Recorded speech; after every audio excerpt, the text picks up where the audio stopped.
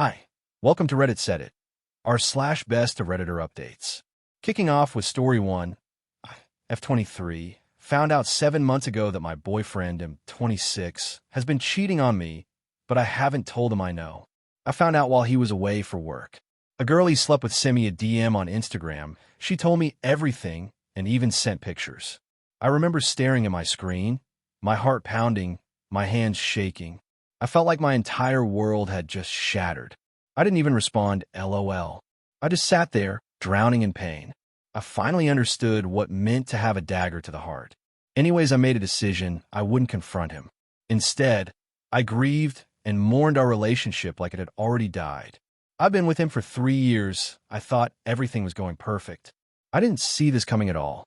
That entire week, I was alone, cycling through every emotion imaginable. And this might sound crazy, but there was a part of me that almost needed to feel the pain. Like I was clinging to it, letting it consume me, and this may sound emo, but it felt good. I can't explain it, but I felt alive. Maybe this is borderline masochistic, but whatever. This is how I wanted to cope. Meanwhile, the girl kept messaging me.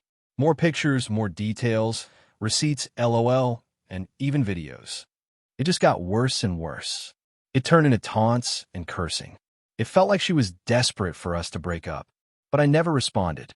Instead, I kept reading her messages over and over, torturing myself with the truth until at some point it didn't hurt anymore. I started to feel numb. He was still himself, sweet and caring and affectionate. Like, honestly, I wouldn't have suspected a thing if that girl didn't DM me. He would sometimes catch on I'm acting off, and I'd blame my hormones or stress from work, and he would buy it. I pretended everything was fine, and he would have noticed something was deeply wrong if he wasn't busy cheating. I think it also helped we got along very well as roommates and friends. We were still having intimate relations. He was a generous lover, too generous even, and it helped bear with it all. I lied saying my implant fell out, so we began using condoms. And I got myself tested regularly. Thankfully, I was clean the whole time. I eventually started seeing him as someone I lived with, and we just happened to have intimate relations. It took months, but one day something inside me shifted. Like the love I had for him started fading. I went through every stage of grief. Now I feel free and lighter. I know I can live without him. And that realization is the most liberating feeling. This is the craziest part. Everything I once found beautiful about him started to look distorted. I started to see his flaws. It was like I was under a spell, adoring and loving this man, and now, when I look at him, I'm like, how? This week, I'm moving into my own place, and I'm finally breaking up with him. I'm mentally checked out, and I'm at peace with myself. I am okay. I feel a sense of dread, but also relief that I will finally break up with him. It took 7 months to finally get over him. I don't know if I'll tell him that I know he cheated on me, or just say I don't want you anymore, or just ghost him. All I know is I'm breaking up with him. Relevant comments. First, by medium-sized Mace.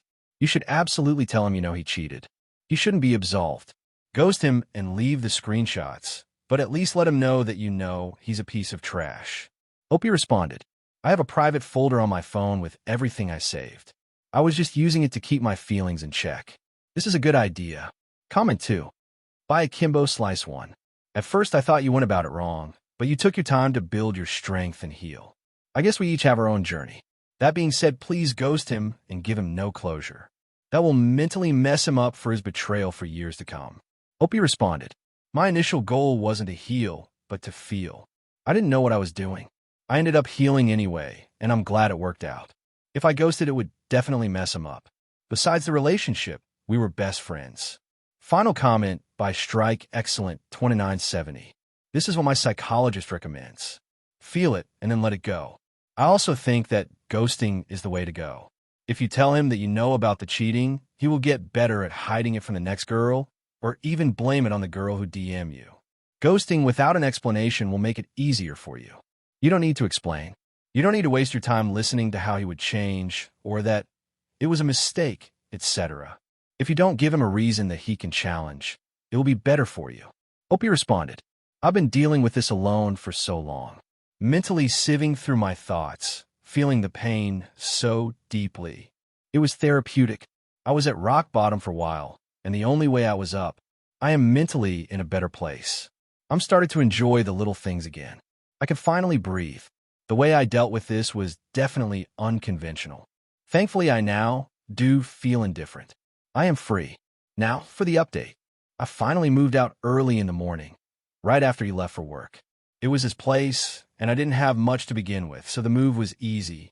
I've been slowly filling up my new place over the past month, getting everything ready so I could leave without a hassle.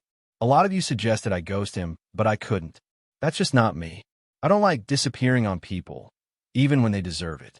So instead, I came back that evening and waited for him to get home from work around 7 p.m.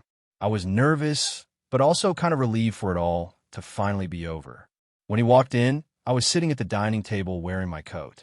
He immediately sensed something was off. He asked me where I was going, and I told him home.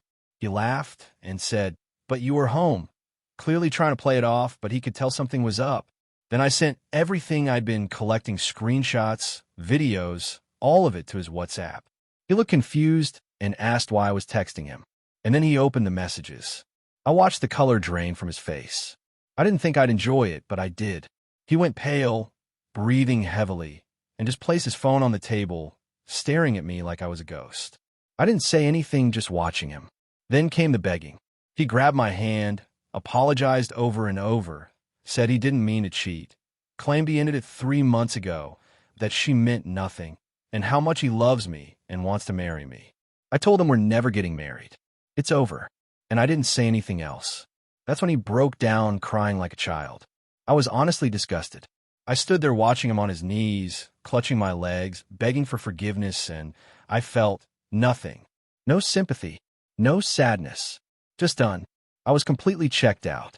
I didn't want to say much to him. I just felt numb, and it felt pointless. Eventually, he turned into this emotional, sweaty, sobbing mess.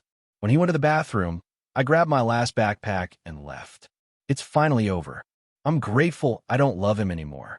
It was an unconventional way to get over someone, but it worked for me. Thank you for all of the kind messages. Further update. Here is a text message sent from him. This will be the last time I'll message you. Please hear me out before you block this number too. Natalie, I'm sorry for all the drunk messages last night.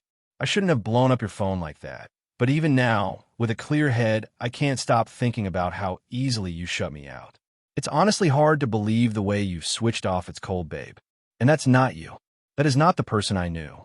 You used to feel everything so deeply, care so hard. And now you're just gone? No emotion, no fight, just silence. It hurts a lot, babe, like I meant nothing to you. You've always been gentle, empathetic, forgiving. And now it's like I'm talking to a version of you I don't even recognize. You're too kind, too pure-hearted to come up with this. It honestly feels like your friends have been in your ear, turning you against me, feeding you this coldness, convincing you to cut me off. They've always been jealous of you. They never had a man that would love them like you did, who would fight for them like I am for you. Because I refuse to believe that the Natalie I knew, and why Natalie could just go cold like this without being pushed. No way. It doesn't add up. Please think for yourself. You know how much I love you. Besides this mess, we've always been good together. You're my best friend. We've been there for each other through the hard times. It hurts. Not only it's my fault I'm losing the love of my life, but also my best friend. Lastly, I just wanted to say I'm sorry, Natalie, for everything I did, for cheating, for lying, for all the pain I caused you. I truly hope you find peace. I'm not going to message you again. I'm choosing to let go with grace, even if I didn't get the same in return. You made your choice, and as cold as it was, I respect it. I deserve it, and I just hope one day you look back and realize I own my mistakes while you just ice me out instead of working through it. Remember, I wanted to fix this. Still, wish you the best. Take care, and know that I'll always love you. Goodbye. So that concludes this video. Please like and subscribe if this kind of story works for you. Let me know what you think, and I'll see you in the next one. Ciao.